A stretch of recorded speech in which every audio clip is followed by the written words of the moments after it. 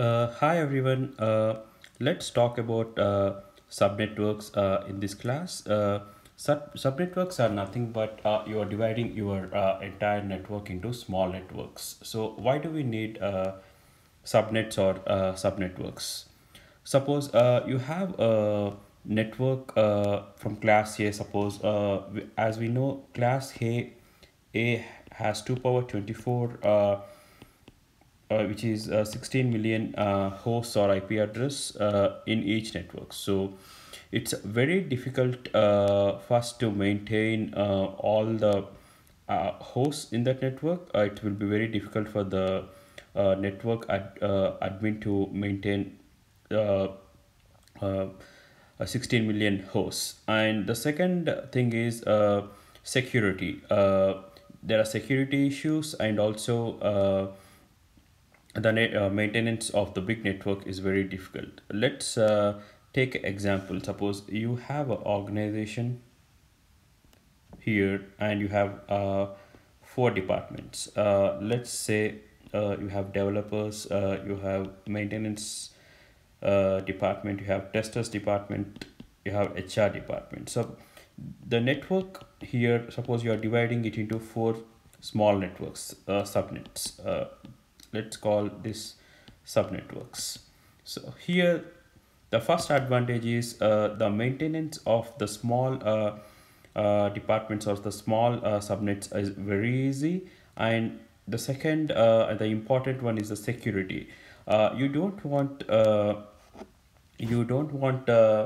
other departments to access the common servers. Suppose each subnetwork, each department has its own servers, and you don't want the others to access the servers. Suppose you have a code server in your in your developers department, and you don't want the other department, the testers or the maintenance or the HR, to access the code servers. So they that's the advantage of the subnetworks. So subnetworks, first thing is the maintenance is very easy, and the second thing is you get your security from the other subnetworks. And subnetworks also comes with its own disadvantages, but compared to the advantages, the disadvantages are very less. Suppose disadvantage is like when you have a subnetwork, as you know, to access a network you have three steps, as we discussed in lecture 1. The step 1 is you have to access the network. Step 2 is you have to access the host, and step 3 is you have to access the particular application or the port. So three steps. But in subnetworking, suppose subnetworking, this is a subnet. The first step is you have to access the network. Second step is you have to access the subnetwork, and third step is you have to access the host, and the fourth step is you have to access the particular port of the application. So here you have four steps, and here you have three steps. But compared to the advantages, we can ignore the disadvantages. So advantages is maintenance is very easy, and the security from the other subnetworks.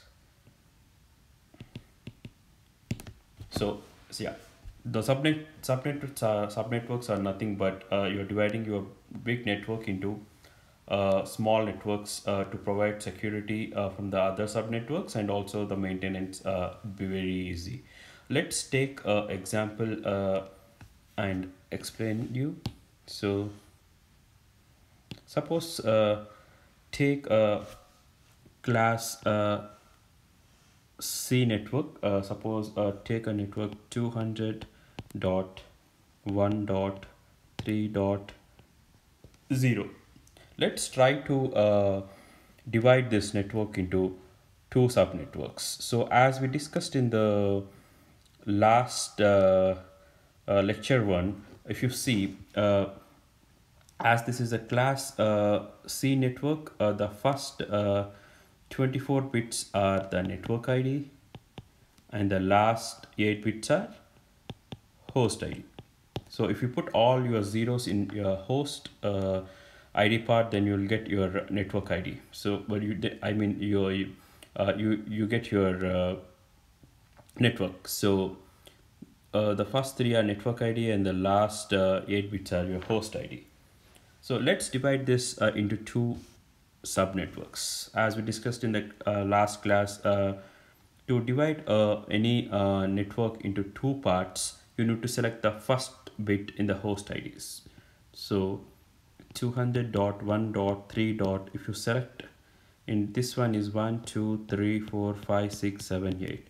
Let's select 0 here, and in this subnetwork 200.1.3.1 2 3 4 5 6 7 8 bits, let's select 1 here. So when you select one bit, you can divide in the host ID, you can divide your network into two parts. The first IP here is 0 followed by all the zeros, 7 zeros, 1 2 3 4 5 6 7 0 0 0 0 0 0 0, which is 0. And the second one is 1 2 3 4 5 6 7 0 0 0 0 0 0 1, which is 1. And the third one is 1 2 3 4 5 6 7 0 0 0 0 0 1 0, which is 2, followed by the first one is 0 1 2 3 4 5 6 7, all ones, which is 127. Similarly here, the first one is the first one is 1, which remains constant, followed by all zeros in the 7 1 2 which is 128. And the second one would be 129.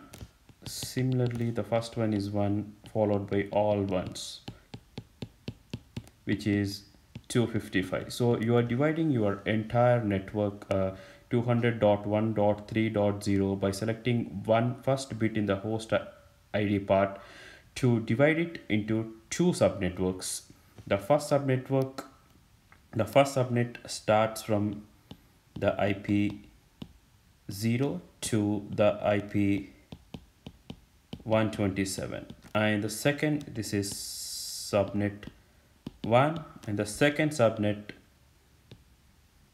starts from 200.1.3.128 to 200.1.3.255. So you are dividing your entire network, which is 200.1.3.0, into two subnetworks. And as you know, the entire network 200.1.3.0, your network is 200.1. Network ID is this, your network is this, and your directed broadcast address is the last one, which is 200.1.3.255. But when you take your subnetwork 1, when you put all zeros in your host ID part, you get the network ID. So network, for the first one, your network is 200.1. The first one is 0. For this one, your network is this one, and your directed broadcast address for subnetwork 1 is 200.1.3.127. Similarly, for the subnetwork 2, your network starts with 200.1.3.128, and your directed broadcast address is 200.1.3.255. So for the entire network, if you take 200.1.3.0 network, your directed broadcast address is the last one, which is 200.1.3.1255. But for the subnetwork 1, your directed broadcast address is the last IP, the last host, which is 200.1.3.127. And for the subnetwork 2, your directed broadcast address is 200.1.3.255. So you may have a question, Suppose if someone is sending a packet to the network, to this network, and the direct and they want to send it to all the hosts, so they put their destination address as the directed broadcast address, and they put the DBA as 200.1.3.255. So the question is either it goes either the network reaches to all the hosts in the network, or in the entire network, or it just goes to all the hosts in subnetwork 2, as it's a directed broadcast address for the subnetwork 2 is 200.1.3.255, and also the DBA for the entire network is 200.1.3.255. And also if you are sending a packet to the network 200.1.3.0, where does it go? So here comes something called the router, the concept of a router. So as we told guest before, for this network 200.1.3.0, we are dividing it into two parts, and where this one is 200, the subnet 1 starts from 200.1.3.0, where the first one is your subnet ID and all the others are your host ID. It's divided from 0 to 127, and subnet 2 is from 200.1.3.1, followed by where your subnet ID is this one, the first one, and all the others are your host ID. So here it's from 128 to 255.